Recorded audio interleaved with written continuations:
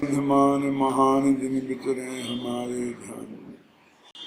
कलश 105वां की चर्चा अपन ने कल की थी, जिसमें अंतिम पंक्ति है कि इसलिए तो अनुभव करने का विधान है।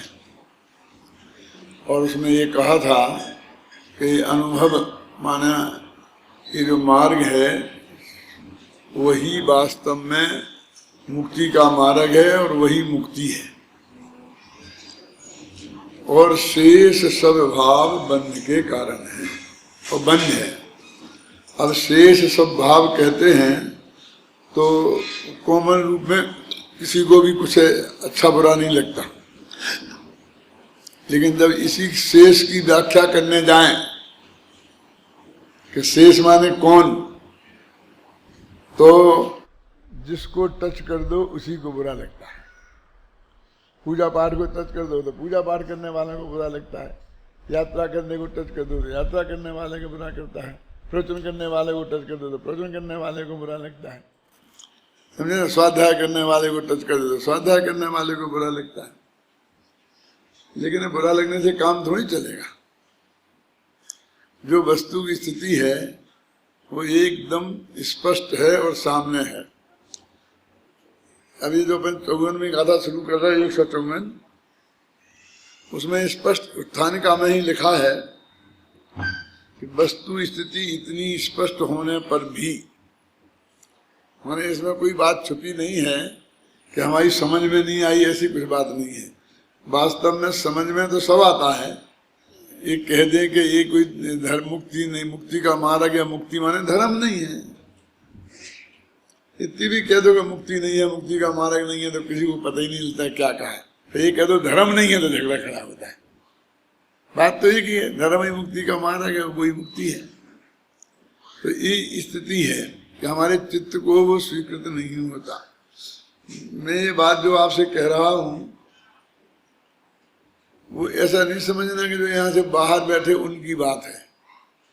जो यहाँ बैठे हैं उन सब की बात है। जे नमूने के तौर पर मैं आपको थोड़ा सा प्रयोग करके बताता हूं तो आपको ख्याल में आएगा।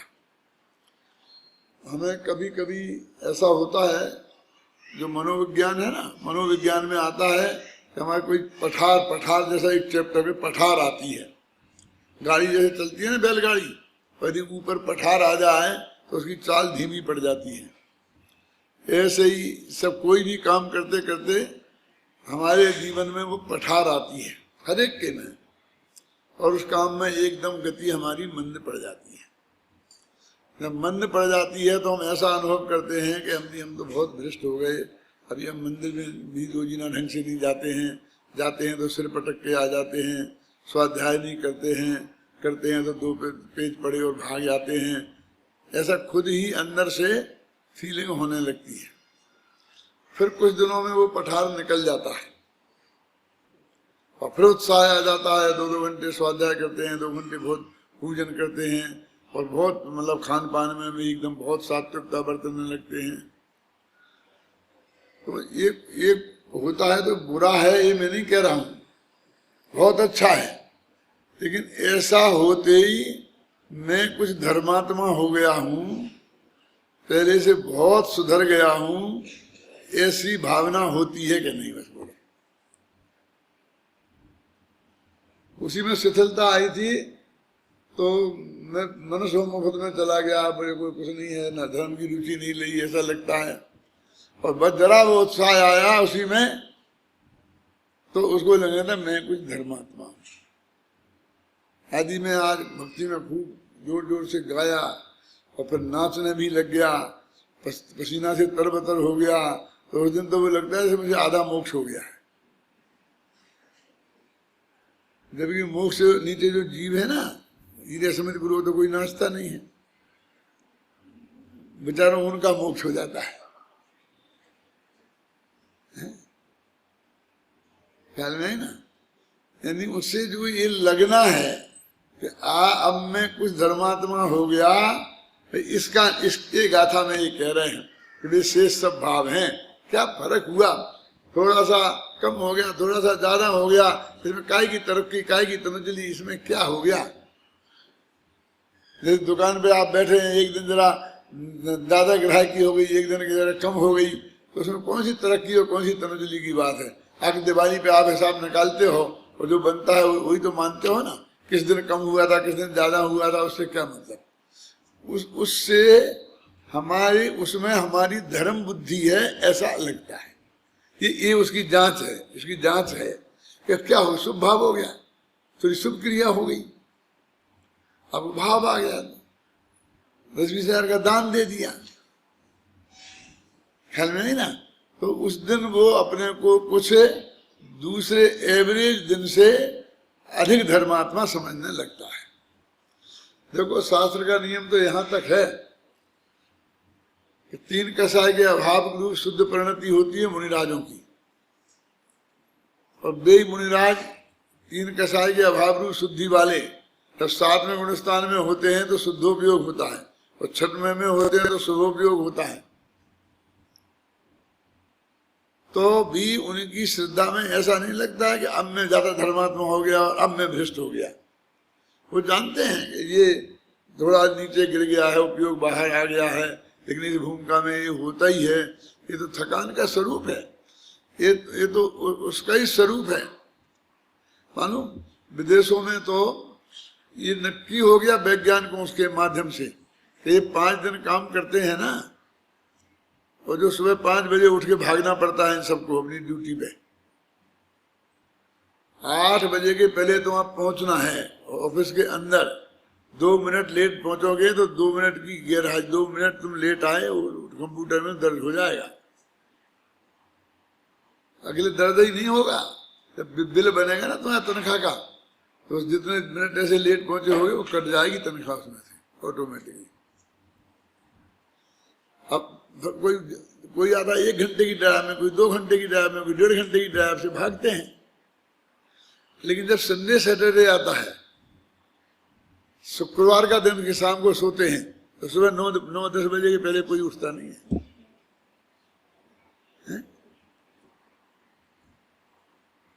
कौन?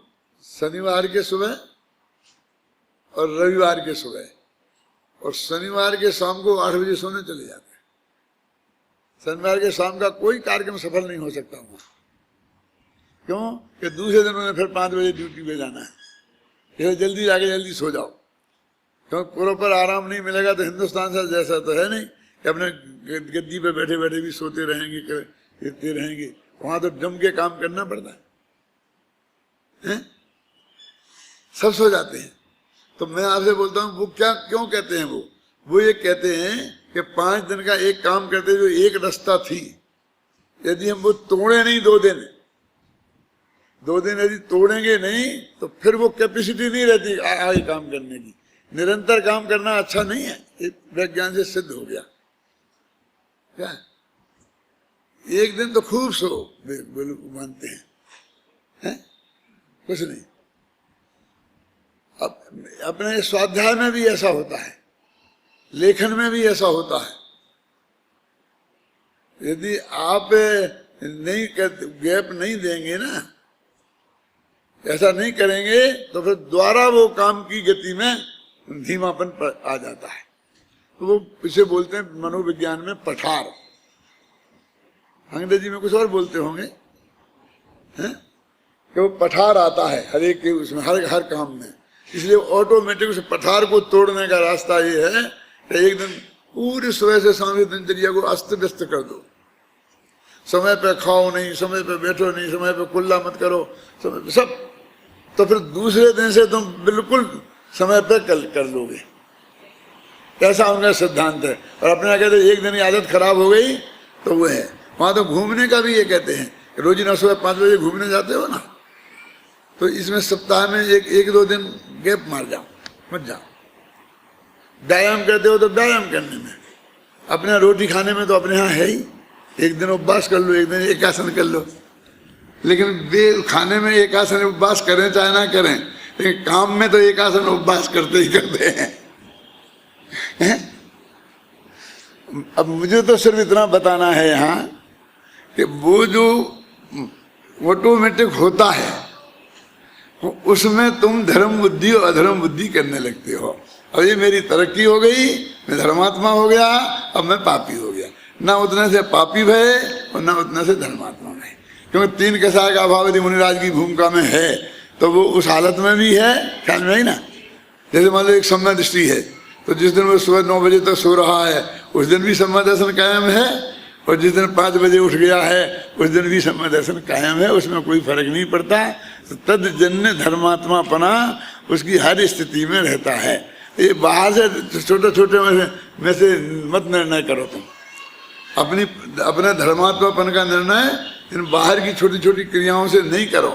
ये इसमें कोई दम नहीं है, होती नहीं है ये मैं नहीं कहता हूँ, और हो अनुमोदना भी ग्रस्त की भूमिका में अपन करते ही हैं कि बहुत अच्छा लड़का है, समय पे आता है, रोजाना पूजा पाठ में आता है, स्वाध्याय करता है लड़का। अभी क्लास में विद्यार्थी पहले आ जाते हैं, हम उनकी प्रशंसा करते हैं, भगवान जैसी करते क्या नहीं करते, और करनी चाहिए। हमेशा डांटते रहोगे तो वो मजा नहीं आएगा। वो अध्यापक सफल नहीं है जिससे विद्यार्थी डरते हों, और वो अध्यापक भी सफल नहीं है जिससे विद्यार्थी डरते ना हो। क्या डरते हो माने इस अर्थ में इतने डरते हो कि क्लास में ही किसी गायब होना पसंद करने लग जाएं। उसमें आकर्षण तो इतना होना चाहिए कि किसी कीमत पे क्लास मुझे छोड़नी ही नहीं है, प्रवचन तो मुझे शुरू से अंत तक सुनना ही है, ऐसा आकर्षण होना चाहिए। और ऐसी नहीं कि वो ऐसी उद्दंडता करने लग जाए कि जैसे तुम्हारे सिर पे ही बैठने लग जाए, वैसी उद्दंडता नहीं होनी चाहिए। माने पूरी मर्यादा और पूरा आकर्षण। असली गुरु कौन है? कमल चंद जी, जिसका विद्यार्थी अधिक से अधिक अपना समागम चाहे। यदि मिले तो अपने को बहुत भाग्यशाली समझें। 5 मिनट भी कहीं बात करने को मौका मिल जाए तो अपना भाग्य का उदय समझें वो, और 24 घंटा माथे पे बैठने की कोशिश नहीं करें।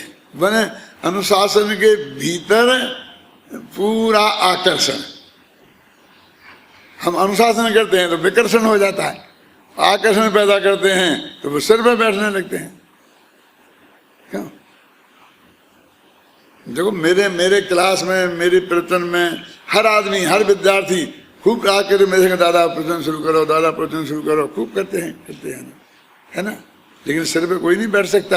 मैं कहता हूँ यदि सिर पे बैठाने लग जाऊं तो फिर मैं इसमें रह ही नहीं सकता हूँ। 150 बंदरों के बीच में मुझे रहना पड़ता है, शांति से अपना काम करना पड़ता है, तो कैसे चल सकता है? ऐसे ही अपनी शुभ अशुभ वृत्ति, शुभ अशुभ क्रिया, अंदर की जो परमानेंट माने त्रिकाली ध्रुव वाली परमानेंट नहीं है भाई जी, वो परिणति वाली परमानेंट। तीन चीजें हैं। एक तो उपयोग जैसा अस्थिर, अत्यंत अस्थिर, और एक परिणति कुछ स्थिर और कुछ अस्थिर, और एक त्रिकाली ध्रुव अत्यंत स्थिर। समझ में है ना? अब इसको कैसे करेंगे अपन? एक क्षण में शुभ भाव हो गया, एक क्षण में अशुभ भाव हो गया। ये तो हो गया परिणति, तत्काल उपयोग। फिर सम्यक दर्शन कायम है, अनंतानुबंधी कसाय का अभाव कायम है, और उसकी जो नीचे और ऊपर की मर्यादाएं हैं उनमें उपयोग कितनी चंचल होता रहे, लेकिन वो सम्यक दर्शन छूट जाए ऐसी पोजीशन नहीं आई। वो परिणति की शुद्धि, क्योंकि समझ तो परे आए ना, इसलिए परिणति की बात हुई। और जो त्रिकाली ध्रुव बैठा है अंदर में, वो तो बिल्कुल उसमें तो कोई अंतर कभी आता ही नहीं है। तो इस तरह की जो 3 चीजें हैं, तो यहाँ ये कह रहे हैं कि एक क्षण की परिणति के हिसाब से तुम अपने को धर्मात्मा गैर धर्मात्मा समझना ये अच्छी बात नहीं है। जो गाथा पढ़ते हैं, परमठ बाहिराजे ते अन्नानेन पुण्य में छंती संसार गमन हेदुम मोक्ष हेदुम अजानंता परमार्थ से है।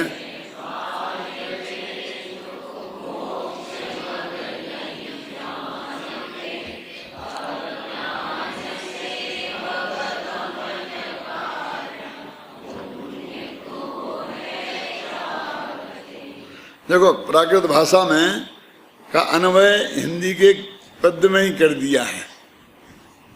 कैसा प्राकृत से लगाए अपन, क्या कहते हैं कि परमठ बाहिराजे, परमार्थ से जो बाहर हैं, वे अन्नानेण मोक्ष हेतुम अजानंता, मोक्ष के असली कारण को तो जानते नहीं है। परमार्थ से जो बाही हैं वो मोक्ष के असली कारण को तो जानते नहीं हैं, और जो संसार के गमन का हेतु है ऐसे पुण्य को अज्ञान से चाहते हैं।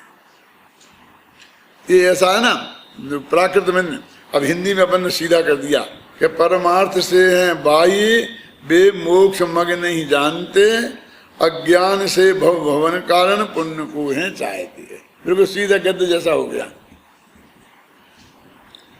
क्या कहना चाहते हैं कि सबसे पहली बात तो एक परमार्थ से बाह्य। परमार्थ से बाह्य क्या होता है? देखो, परम अर्थ माने त्रिकाली ध्रुव भगवान आत्मा। ये क्यों है ऐसा अर्थ है संजय, क्यों है? ये अपने यहाँ दो नए हैं, एक निश्चय व्यवहार की अपेक्षा परम शुद्ध निश्चय नए। तो उसका जो विषय होता है, जो पदार्थ, उसको परम अर्थ कहते हैं। परम माने परम शुद्ध निश्चय नए का, और अर्थ माने विषय, इसलिए उसका नाम परमार्थ पड़ा। अपने त्रिकाली ध्रुव भगवान आत्मा को परमार्थ कहते हैं। तो एक होता है द्रव्यार्थिक पदार्थ में परम भाव ग्राही शुद्ध द्रव्यार्थिक नए, तो इसका जो विषय है उसको बोलते हैं परमार्थ। इसी को बोलते हैं परम पदार्थ। परम और अर्थ, और अर्थ माने होता है पदार्थ। तो भजन आता ना, आज मैंने परम पदार्थ पायो, आज मैंने परम पदार्थ पायो। तो आज मैंने पाया है कि वो परम पदार्थ जो परम शुद्ध निश्चय नए का विषय है वो तो अनादि अनंत है, वो तो कभी अप्राप्त है ही नहीं, वो तो सदा ही प्राप्त है। वो बहन जी के वचनामृत में आता है ना कि वो तो उभोच है। क्या क्या? हाँ, समझे ना, वो तो खड़ा ही है। वो भगवान कहाँ गए? जैसे अपने मंदिर में भगवान विराजमान है 24 घंटे, जब तुम जाओ दर्शन करो। जाग तो जीव उभोच है, क्या जाए? जो जीव है जो तो जागृत है। जागृत माने पर्याय नहीं, माने वो कोई छिपा मिपा नहीं है। सूरज तो आकाश में उग रहा है, अंधे को नहीं दिखता है तो हम क्या करें? नोलू को अवलोकते यदि दिवा सूर्य से किम दूसरम, यदि उल्लू को दिन में दिखाई नहीं देता तो सूरज की क्या गलती है? पत्रम नहीं भी यदा करीट बिटबे दोषो वसंत किम। आप जानते हो मथुरा के पास वृंदावन में एक करील नाम का पेड़ होता है, उसे संस्कृत में क्रीट बोलते हैं। उसमें कांटे ही कांटे होते हैं, पत्ते नहीं होते हैं। तो पत्रम नहीं व्यथा क्रीट बिटपे दोषो बसंत, बसंत का क्या दोष है बेचारी? वो तो भाई तो सब में खूब कलियां खिल जाती हैं, अब उसमें पत्ते नहीं आते हैं तो वो क्या करे? ये वही करीट है जो करील बोलते हिंदी में, और जिसमें आता है ना वो रसकान कभी लिखता है, कोट कहू कल धौत के धाम करील की कुंजन ऊपर बारों, मैं सैकड़ों स्वर्ण महलों को, करील की जो कुंज है गलियां, वृंदावन की जो गलियों में वो करील की जो झाड़ियां हैं जहाँ बिना पत्ते की, कांटे ही कांटों से भरी, उनमें मुझे रहने को मिले तो मैं रहना पसंद करूंगा, और स्वर्ण महलों में रहना पसंद नहीं करूंगा। क्या? कोट कहू कल धौत के धाम करील की कुंजन ऊपर बारों। आया समझे ना? कोटिक माने करोड़ों, कल धौत माने सोना, सोना माने कौन सा सोना? 100 टंच का, 24 कैरेट का तपा हुआ सोना, उसे बोलते कल धौत। उसका पूरा मकान बनाओ, तो ऐसे करोड़ मकान हो, कोई कहे कि तुम्हें इनमें ये चाहिए कि करील की कुंज, वे गलियां जहां पर कोई भी झाड़ी में पत्ता तक नहीं है और कांटे ही कांटे हैं, उन दोनों में से तुम कौन पसंद करोगे रहने के लिए? बोलो, इसमें क्या पूछना।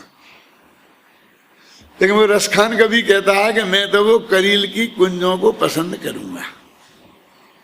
तो क्यों पसंद करेगा तू? दुनिया तो पसंद करेगी ना, क्योंकि कभी इनमें जब यशोदा मैया पिटाई करती थी तो श्री कृष्ण इन कुंजों में आकर इन झाड़ियों के पीछे छिप जाते थे।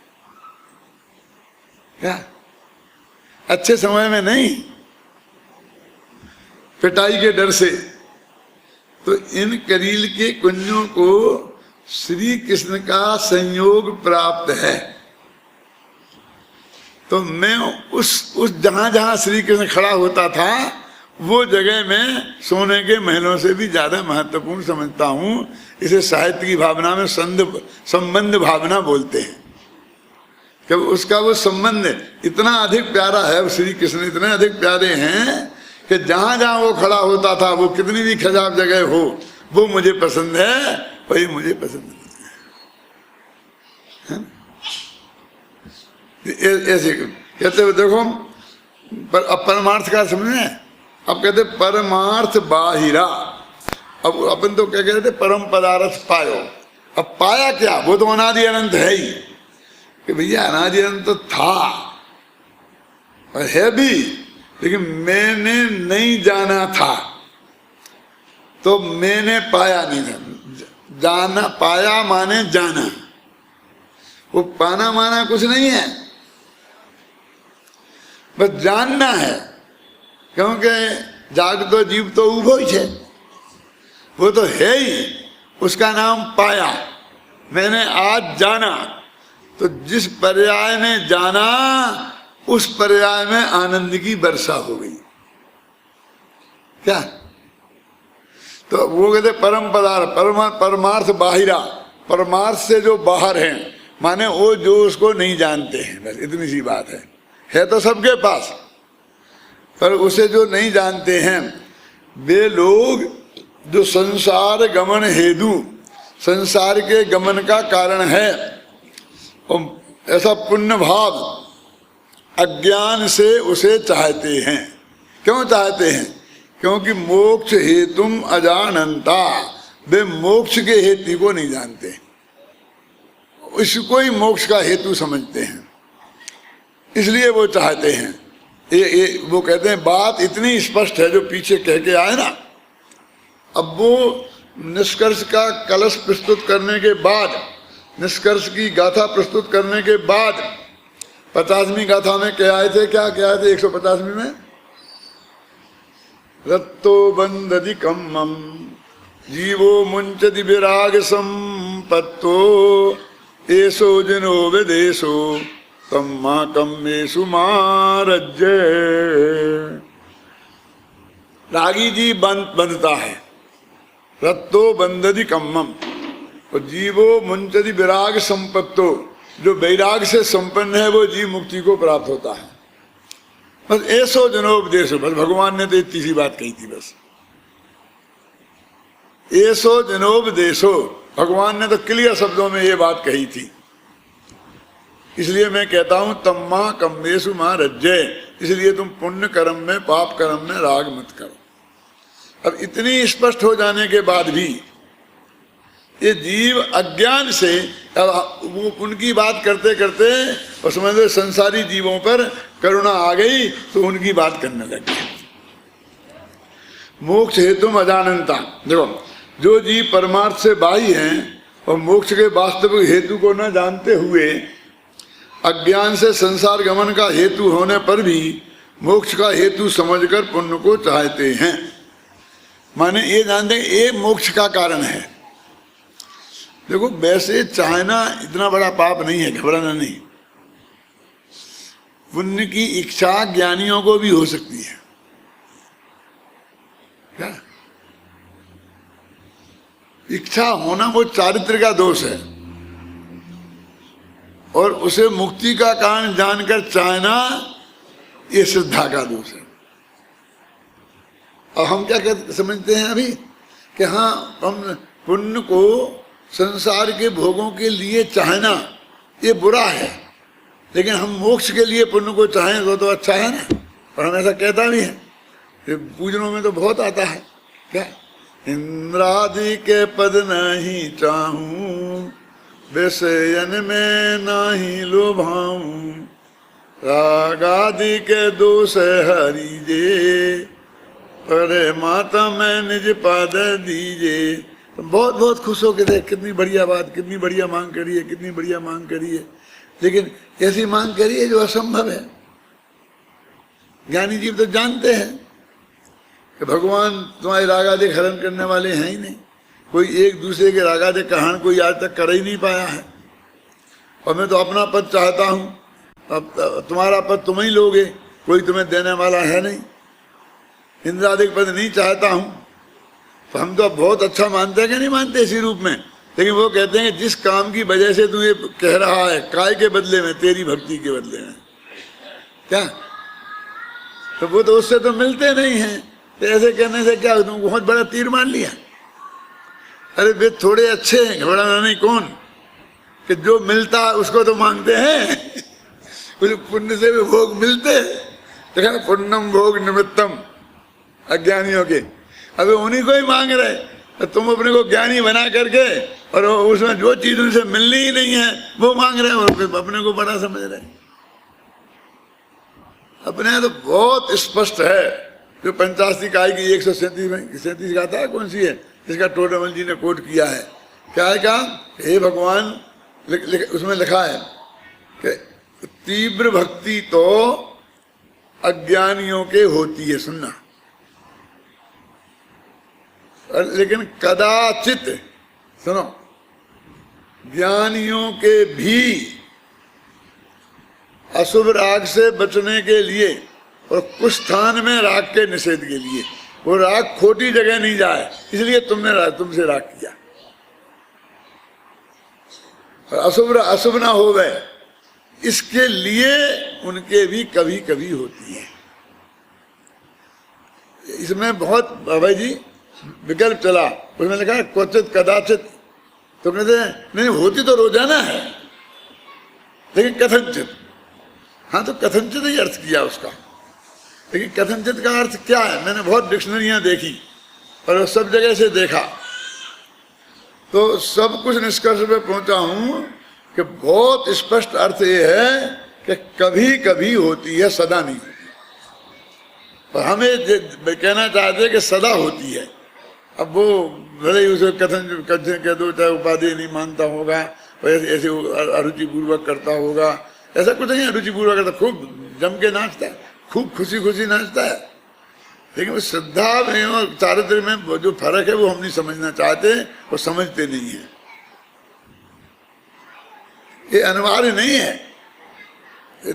भले ही लिख दिया होगा किसी ने कि देव पूजा गुरु उपास्ति स्वाध्याय संयमस्तपा दानश्चेति ग्रस्तानाम सत्कर्माणि दिने दिने, ये रोजीना है, अनिवार्य है, ऐसा नहीं है, बिल्कुल नहीं है। अब जब मिट गया, हमारे मंदिर में लिखा रखी थी मैंने, एक छंद लिखा रखा था, कहाँ, अपने नीचे वाले मंदिर में। अब वो मिट तो गया, लेकिन वो कहाँ लिखा था, कैसा लिखा था, टाइप कैसे थे, कलर कैसा था, वो मुझे अभी भी दिखाई दे रहा है। वो मेरे ज्ञान में टंकित है। अभी द्वारा उधर लिखा पाऊंगा कि नहीं लिखा पाऊंगा, क्या होगा, देखते हैं क्या बनता है।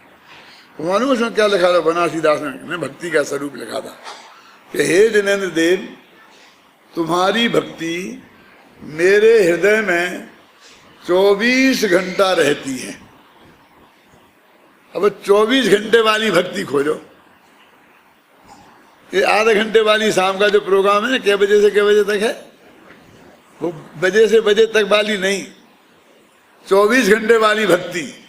तो उसमें क्या लिखा, कैसे रहती 24 घंटे, कि कभी मैं आपकी जनवाणी को पढ़ता हूं, कभी सुनता हूं, कभी उसके बारे में सोचता हूं। ऐसे बहुत बहुत सुबह से शाम तक जो भगवान की संदर्भ में जो जो सब क्रियाएं हो रही हैं मेरी और भाव हो रहे हैं, वो सब तुम्हारी भक्ति ही तो है, मुझे बताओ। हम लोग क्यों हल्के रूप में लेते हैं? हम रात के 2 बजे उठकर और एक गाथा का पद्यानुवाद करने बैठ जाते हैं और 5 गाथाओं का पद्यानुवाद रात से 2 बजे से 3 बजे के बीच में करते हैं, नींद नहीं आ रही थी इसलिए, तो वो भक्ति नहीं है। क्यों? ये भी तो हो सकता था कि आज 24 घंटा टीवी चलती है, तो फिर हम नहीं तो टीवी खोल के भी बैठ सकते थे, और बैठ भी जाते हैं कभी कभी। मेरे कहने का अर्थ ये है कि वो भक्ति का कब और किस रूप में होगी उसे आप कैसे कह सकते हैं?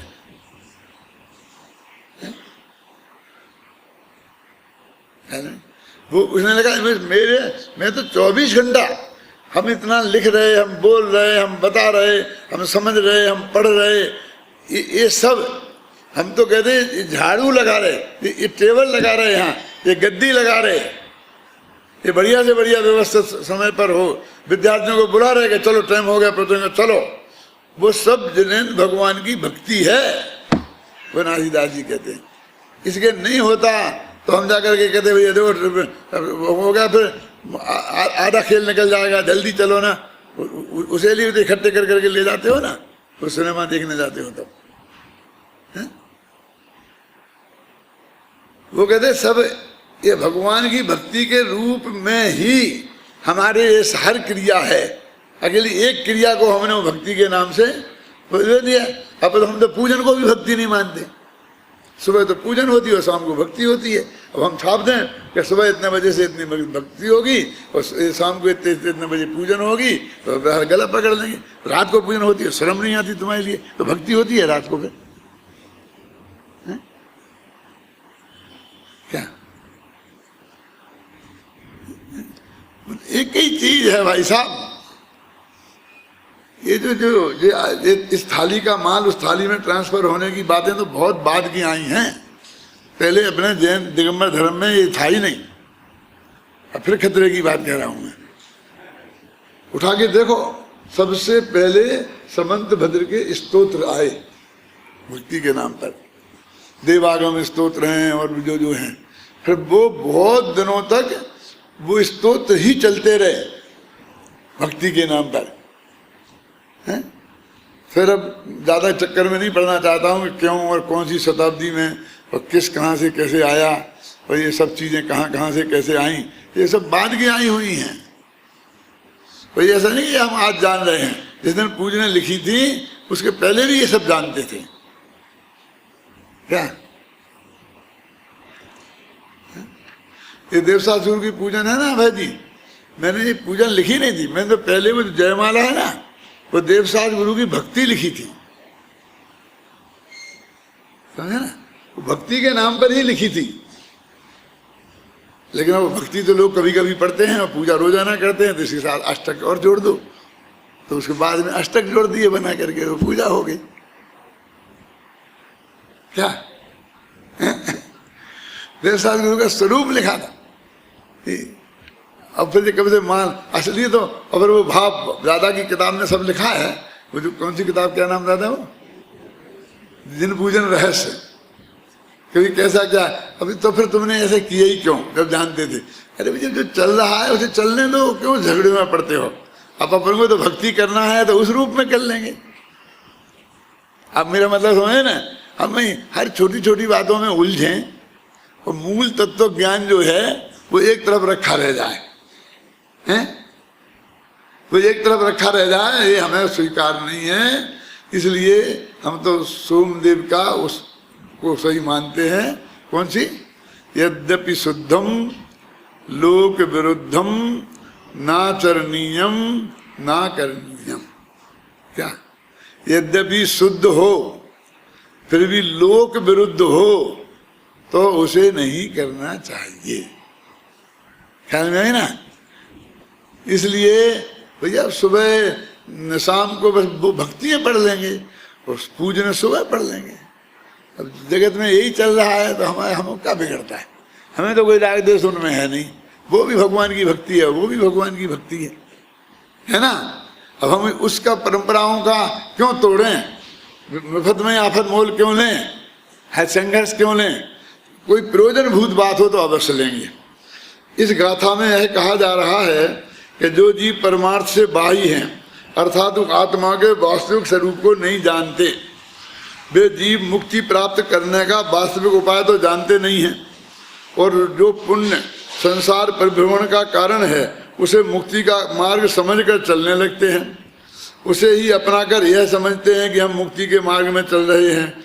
ऐसे जीवों को कभी भी मुक्ति की प्राप्ति संभव नहीं है। इस गाथा का भाव आत्मख्याति में इस प्रकार स्पष्ट किया गया है।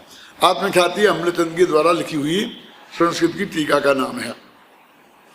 समस्त कर्मों के पक्ष के क्षय से प्राप्त होने वाले आत्मलाभ रूप मोक्ष की अभिलाषा करके तथा मोक्ष की कारणभूत सम्यक दर्शन ज्ञान चारित्र स्वभाव वाली तथा परमार्थ भूत ज्ञान भवन मात्र एकाग्रता लक्षण वाली समय सार भूत सामायिक की प्रतिज्ञा करके भी, अभी देखो मैं तुम्हें टीका करने का तरीका तो देखो, परमार्थ से बाही का अर्थ कर रहे हैं, हैं?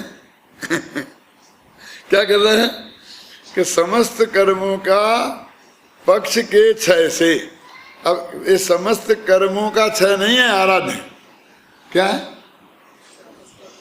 काय का क्षय है, एकांत कि इससे हो जाएगा, ऐसा जो पक्ष है उसका क्षय करके समस्त कर्मों के पक्ष के क्षय से प्राप्त होने वाले कर्मों का पक्ष निपट जाए तो उससे जो आत्मलाभ रूप मोक्ष, मोक्ष की परिभाषा क्या की कि अपने आत्मा की उपलब्धि, आत्मलाभ रूप मोक्ष की अभिलाषा करके भी ये लिखा ना वहां पर टोडामल जी ने कि इसने प्रतिज्ञा तो शुद्धोपयोग की ली थी, है ना, और अब उलझ गया शुभोपयोग में, तो वो कहते अपराध हो गई ना, प्रतिज्ञा भंग हो गई। अब इसको कौन प्रतिज्ञा भंग मानता है, क्यों, रात्रि में पानी नहीं पीने की प्रतिज्ञा ले ली और फिर 7 साढ़े 7 बजे तक नहीं अभी तो है वो जिला, और पी लिया और भंग नहीं भई, आधा घंटे बाद चला गया पाँव में तो भंग हो गई। इसको जो प्रतिज्ञा भंग मानते हैं वे क्या समझे, कोई भी मुनि सुनना, एक हमने तो नहीं ली थी प्रतिज्ञा, तुम्हारे कहने से क्या होता है, मुनि दीक्षा का अर्थ ही ये है कि वो शुद्धोपयोग की प्रतिज्ञा लेता है। 6वां गुणस्थान बाद में होता है, पहले 7वां होता है। अब आज की हालत है, न देने वाला जाने न लेने वाला जाने कि वो शुद्धोपयोग की चिड़िया का नाम है, कि तुमने प्रतिज्ञा ली थी कि मैं शुद्धोपयोग में जाऊंगा, अब भूल ही गए, मैं बात ही नहीं करते।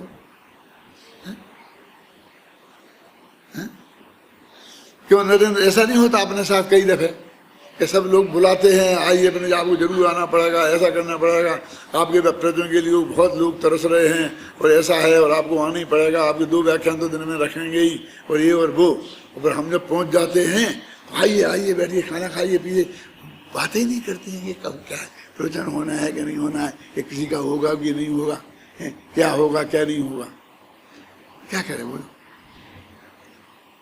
कई जगह भोगा है, अत्यंत नजदीक के लोग वो चाय पानी ही पूछते, हम कहते प्रवचन कार्यक्रम क्या है, हम तो उतरते ही गाड़ी में से सबसे पहले पूछते हैं कि भैया कार्यक्रम क्या है, माने हमारा कार्यक्रम क्या है। उसका अर्थ ये है कि जिससे हम उस हिसाब से तैयार होके और आपकी ड्यूटी पे हाजिर हो जाएं समय पर।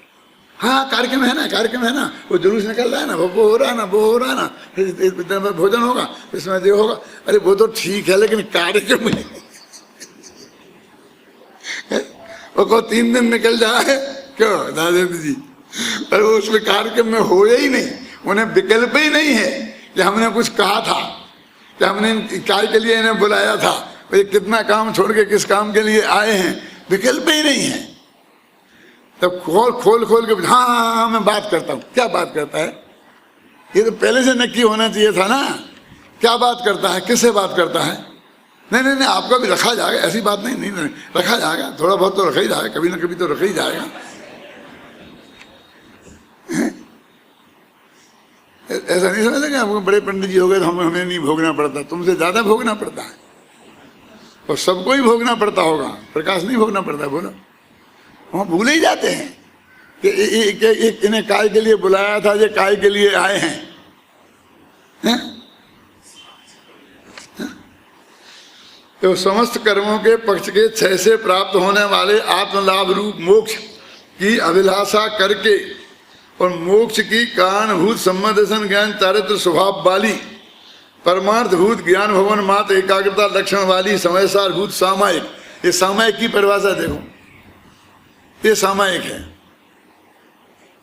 प्रतिज्ञा करके भी जो जीव दुरंत कसाय चक्र से पार करने की नपुंसकता के कारण परमार्थभूत ज्ञान के भवन मात्र सामायिक रूप आत्म स्वभाव को प्राप्त न होते हुए अत्यंत स्थूल संक्लेश परिणाम रूप कर्मों से निवृत्त होने पर भी अत्यंत स्थूल विशुद्ध परिणाम रूप, अत्यंत स्थूल है विशुद्ध परिणाम, कर्मों में प्रवृत्त रहे हैं। बे अब बे की बात शुरू होगी, ऐसे उन जीवों की क्वालिटी बताई है जी।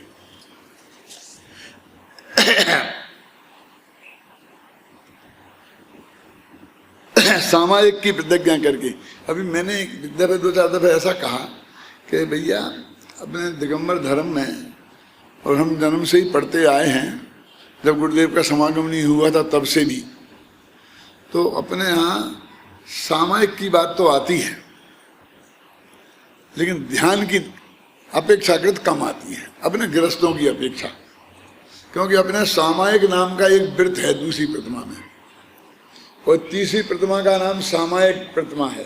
ध्यान नाम की कोई प्रतिमा नहीं है, और ध्यान नाम का कोई व्रत नहीं है।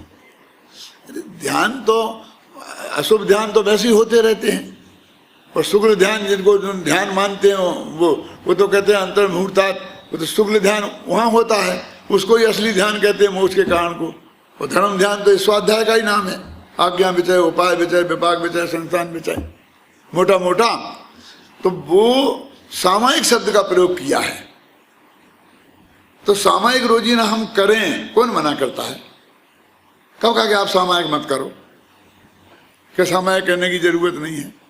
और सामायिक की लिखी ना प्रतिज्ञा करके, उनका तो नियम है कि मुनिनाथ 6 घड़ी सुबह, 6 घड़ी दोपहर, 6 घड़ी शाम को, और शाम अनुवृत्ति 4 घड़ी सुबह, 4 घड़ी दोपहर, 4 घड़ी शाम को।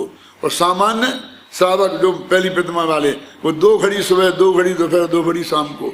ये सामायिक करें, और अज्ञानी भी कि वे भी करें, कौन मना करता है? करें मान सामायिक तो आप आत्मा को तो जानते नहीं है ना, वो कार मंत्र ही पढ़ें। अपने है ना परंपरा है, हर एक आदमी, सब महिलाएं पढ़ती हैं ना, तो किसी ने कहा कि तुम कल से सामायिक नहीं कर रहे, लेकिन उसे बड़ा नाम दे के, ध्यान नाम दे के, जो ध्यान साक्षात मुक्ति का कारण है, और फिर उसके फल बताना कि ब्लड प्रेशर कम होना, ये होना, हम तो उससे जो गलत प्रवृत्ति है उसका निषेध करते हैं।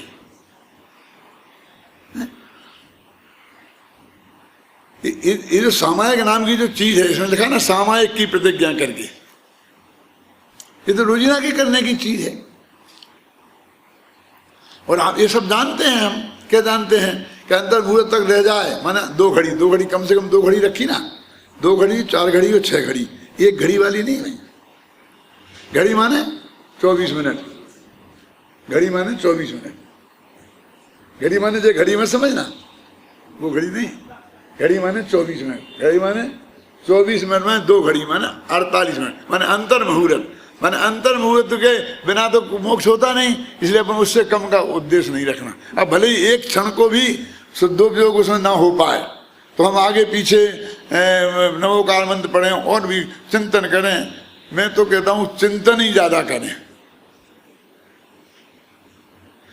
क्योंकि ये पाठ के लिए हमने अलग से बनाया है ना। अब पूजन में भी तो हमने पाठ ही किया है, और जब पाठ ही तो किया है तो उसे कुछ थोड़ा अलग रहने दो ना। क्यों? हमारी क्या दिक्कत है कि हमने सामायिक के लिए मान लीजिए 20 मिनट निकाले, तो नक्की करने की एक नवोकार मंत्र की माला फेरना, वो 108 दफे पूरी करना। उसे नवोकार मंत्र कैसे बोलते हैं मुझे सबका कच्चा चिट्ठा मालूम है। यहाँ पर जब अभी खत्म होगा ना प्रवचन और खड़े होके मोक्ष जब नवोकार मंत्र सब जने पढ़ेंगे तो मैं भी पढ़ता हूँ, तो जब तक मेरा 3 दफे में पूरा होता है तब तक आप 9 दफे करके जय श्री राम करके खड़े हो जाते हैं। अब मैं ऐसा खड़ा रहता हूँ, सारे लोग उठ के जावाणी के ज्ञान से बोलने लगते हैं, मैं खड़ा रहता हूँ ठूंठ जैसा। फिर मैंने कहा यार ये तो बहुत चक्कर वाला काम है, तो मैंने कहा कि अपन तो 3 ही बार पढ़े, क्या करें, जिनको समझाएंगे तो मानने वाले नहीं है, पूरा उच्चारण ही नहीं करते हैं। फिर हमने शुरू किया, ऐसे नहीं कोई नहीं बोलेगा, यहाँ स्पीकर पे एक लड़का बोलेगा और हम उसे देखेंगे पढ़ेंगे। उसे भी कहा देख बिल्कुल एक एक शब्द उच्चारण सही करके बोलने का, जैसा बड़े दादा पढ़ा रहे ना वैसा बड़ा कायदे से वैसा बोलने का है। और वो बोलेगा तो फिर वो तिगुना समय लगता है। आप खुद देखते कि नहीं देखते हो? तो ऐसा कोर्स नक्की कर दिया, ये नमोकार मंत्र पढ़ेगा, ये करेगा, वो करेगा। फिर एक भक्तामर का पाठ शुरू कर दिया, फिर हमने और तरक्की करी, तो हमने 20 मिनट के 40 मिनट कर दिए। तो उसमें एक ही भाव स्तोत्र रोज लगा दो, अच्छा बहुत अच्छा है। फिर हमने 1 घंटा किया, तो फिर एक और जोड़ दो। फिर हमने 1.5 घंटा किया, तो मालाएं 3 फेर लो ना। उसको 1 मिनट शांति से सोचने के लिए चैन से नहीं बैठने देंगे, पूरा कोर्स बताएंगे। अब देखो शास्त्र की बात बताता हूं मैं आपको, मैंने जो पढ़ा था बचपन में 8 वर्ष की उम्र में वो बता रहा हूं मैं आपको ही। फिर कांजी स्वामी का इसमें कुछ नहीं है, इस अर्थ में नहीं कह रहा हूं कि उनका कुछ नहीं है, उल्टा अर्थ में तो कह रहा ये बता रहा हूं कि हमारे पहले चलता था कि सामायिक की एक विधि है। वो विधि कैसी है कि पहले अच्छी तरह से जमीन देखे, वहाँ कोई जीव जंतु ना हो, फिर वहाँ चटाई बिछाए, फिर चारों दिशाओं में खड़े होकर के 3-3 दफे नमोकार मंत्र बोले, ऐसे ऐसे आवर्त करे, फिर ऐसा ऐसा करे, है ना। आप समझ गए ना आप, वो हमने पढ़ी थी 8 वर्ष की उम्र में। ऐसा ऐसा करके फिर बैठ के सामायिक करे, और जब सामायिक पूरी हो जाए तो फिर उठ के अंत में वो ये क्रिया फिर दोहराए, है ना। ये विधि थी। तो अब देखो असली विधि में तो सिर्फ शुरू और अंत में वो नमोकार मंत्र का जाप है, बीच में नहीं है। और बीच में क्या कुछ नहीं है। बीच में जो तुमको आध घंटा 1 घंटा करना है वो तत्व का चिंतन करो, अपनी भाषा में करो जो तुमने सीखा है। लेकिन हमने वो बीच की पूरी भर्ती भर दी। अब वो भी क्यों है, जब मैं तब से सोच रहा हूं, इसलिए है कि पहले जमीन देखे कि किसी कीड़े मकोड़े पे बैठ गया तो उसका तो मोक्ष हो ही जाएगा। लेकिन यदि वो नहीं मर पाया और उसने तुम्हें काट लिया तो तुम्हारी सामाजिक एक तरफ रखी रहेगी। माने 2 ही, उसकी भी सुरक्षा और अपनी भी सुरक्षा। इसलिए निर्जंतु जगह से देखो, है ना, साफ कर लो, फिर उसे चटाई बिछाओ। फिर ये जो चारों तरफ करने का है ना, वो चारों तरफ देखो निर्विघ्न वातावरण है कि नहीं। अब यहाँ बाजे बज रहे, यहाँ शादी के फेरे पड़ रहे, यहाँ ये हो रहा, यानी वो चारों तरफ वो ऐसा चक्कर काटने का और कोई मतलब नहीं है भाई जी। ये मेरा चिंतन उसी वक्त का है कि वो चारों तरफ देख के निर्विघ्न जगह सोचो। फिर बाद में तुम्हें उपसर्ग आ जाए, मुनिराज भी, पहले तो वो बिल्कुल निर्विघ्न निर्जंतु जगह देखते हैं। निर्जन, निर्जंतु और निर्विघ्न 3 चीजें हो गई ना। क्या क्या भाई, तुम होशियार बहुत हो, बोलो बोलो, आज तीनों का अर्थ बताओ। हाँ, और भय नहीं हो, भय काय का, तो फिर सुनाता हूँ, घबराना नहीं। तो सचमुच तुम्हें होशियार समझ गई, पूछा और तुमने बहुत अच्छा जवाब दिया। लेकिन फिर बताता हूँ, निर्जन माने आदमी ना हो, आदमी, जन माने जनता, स्त्री पुरुष ना हो, निर्जन। फिर निर्जंतु, इसमें कीड़े मकोड़े ना हो, समझे। निर्जन, निर्जंतु और निर्विघ्न, चारों तरफ कोई विघ्न ना हो। 3 चीजें होगी। फिर कहता हूं, कल तुमसे पूछूंगा। निर्जन, निर्जंतु और निर्विघ्न, तो ये वो चारों तरफ देख रहा है, वो ये चारों तरफ ये चीज देख रहा है, इसलिए है। अब नमोकार मंत्र बोलता जा रहा है अपना, और इस तरह से चारों तरफ में 12 दफे हो जाएगा, 9 दफे हो जाएगा, जो भी हो जाएगा। तो चारों तरफ निर्विघ्न जगह देखकर, और सुखासन से, पद्मासन से तुम आसानी से लग जाए तो वो भी सुखासन है। यदि आसानी से नहीं लगे तो जैसा लगे वो भी सुखासन है, लेकिन तू जैसा बैठा बै वो सुखासन नहीं है। क्या समझे ना? फिर अपना चिंतन करो। तो इसका कहाँ निषेध है? दौड़ते दौड़ते सम्मर्शन हो जाएगा, ये हम कब कहते हैं? दौड़ते दौड़ते भी हो सकता है, लेकिन बहुत रेयर केस में। लेकिन ये तो शांति से बैठना, इसका कौन निषेध करता है? निषेध तो नाक की नोक को देखने का करते हैं, आती जाती सांस को देखने का करते हैं, खम्बा को देखने का करते हैं, जो हमारी विधि में कहीं नहीं लिखा।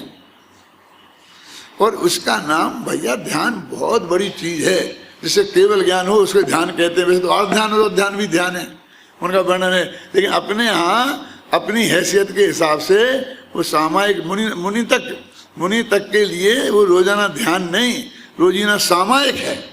3 टाइम सामायिक, इतना टाइम है क्या नहीं है? तो अपन वो सामायिक शब्द कोई बुरा लग रहा है, ध्यान ज्यादा अच्छा है। अरे सामायिक जैसा महानता तो किसी शब्द में नहीं है। समय माने भगवान आत्मा, और आत्मा माने आत्मा संबंधी चिंतन, उसका नाम सामायिक। लेकिन बोलते सामाजिक, क्या विचार करो सामाजिक समस्याओं पर, तो सामाजिक हो गया ना, ऐसे ये सामायिक। आत्मा संबंधी की विचार करेंगे तो सामायिक हो गया, समाज संबंधी करेंगे तो सामाजिक हो गया, राजनीति संबंधी करेंगे तो राजनीतिक हो गया। तो ये सामायिक शब्द कितना बढ़िया है। तो आत्मचिंतन की मुख्यता है ना, और आत्मा से वहां से गायब ही है। और हम विरोध करते हैं, और तुम उसका नाम ध्यान समझ दो, ध्यान देना, ये करना, ये करना, ये। अरे ध्यान तो बहुत महान है और बहुत स्थूल है। तुम ध्यान से सुनो मेरी बात, ये बच्चे ध्यान से सुनते ही नहीं है। कल से समय पर आना, रोटी समय पर खाना, ये भी ध्यान से करवाया जाता है। ये ध्यान से सब बात में ध्यान रखवाया जाता है कि नहीं रखवाया जाता है? तो इसे ध्यान शब्द का प्रयोग तो कहाँ कहाँ होता है। इसलिए मैं कहता हूँ वो परम पवित्र बहुत महान शब्द है, जो जिसको इसी भव में केवल ज्ञान होना हो, वो असली ध्यान की बात है। आप जानते हैं 2 ही आसन जैन धर्म में प्रमुख हैं। समय हो गया, मैं मालूम है कौन कौन से। एक पद्मासन और एक खड्गासन। और खड्गासन भी अपने लिए नहीं है, तद्भव मोक्षगामियों के लिए है, चौथे काल वालों के लिए भी नहीं है। क्योंकि उनका वज्र विषम नाराज सहनन होता है, सारा उपयोग उसमें से हट जाए तो अभी वज्र जैसा खड़ा रहेगा, खंबे जैसा वो शरीर हटेगा नहीं, इसलिए। और हमें तो आंखें बंद कर ली और खड़े हो गए तो फड़ाम से गिर जाएंगे। डॉक्टर कहता आंखें बंद करके खड़े नहीं होना, आंखें बंद करते ही चक्कर आता है, माथा फूट जाएगा। तो अपने लिए तो कौन सा है कि ऐसा जम के कि तुमको एकदम उपयोग हट जाए, नींद भी आ जाए, तो ऐसे भी गिरो तो गिर नहीं पाओ। इसके लिए वो पद्मासन पैरों को बांध के वो ऐसा बैठाया जाता है। समझ में ना आपकी में कि नींद भी आ जाए तो गिरो नहीं, वो उनका है। तो एक ही आसन है, ये 84 आसन तो भोग के हैं, सामायिक के नहीं है। एक पैर के बल खड़े हैं, अंगूठा के बल खड़े हैं, और बड़े तपस्वी हैं, बड़े ध्यानी हैं। क्या ध्यान है? वो अंगूठा पे ध्यान नहीं रखे तो 1 मिनट में गिर जाए। ये तो तुम 9 दफा नवोकार मंत्र बोलने को खड़े होते हो ना, और आंखें बंद करके खड़े हो जाओ ढंग से, तो अच्छे से अच्छे लोग गिर जाएंगे। डॉक्टरों से पूछ लेना जो मैं आपसे कह रहा हूं। सामायिक तो अपने यहाँ है ना। आत्मानुभूति जो होती है वो चित्त की एकाग्रता के बिना होती है क्या? तो उसमें कौन मना कर रहा है उसका चित्त का योग्यता? उसके नाम पे न मालूम क्या क्या जो शुरू हो गया है, कूड़ा करकट। निषेध तो कूड़ा करकट का है।